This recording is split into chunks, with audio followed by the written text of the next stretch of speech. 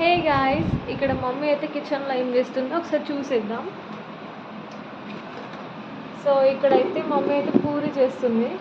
ఇక్కడ ఆల్రెడీ పిండి అయితే కలిపేసి పెట్టుకుంది.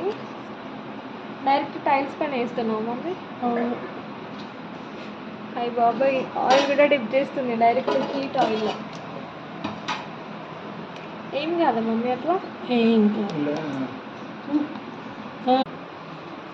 సో ఇక్కడ అన్నయ్య అయితే చికెన్ వండుతుండే. సో ఈరోజు అయితే వంట అయితే ఇద్దరు చేస్తున్నారు, మా బ్రో అండ్ మా మమ్మీ.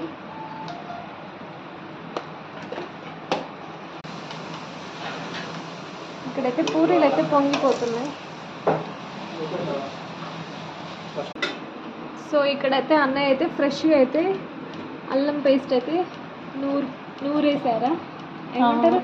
నూరి వేస్తారు.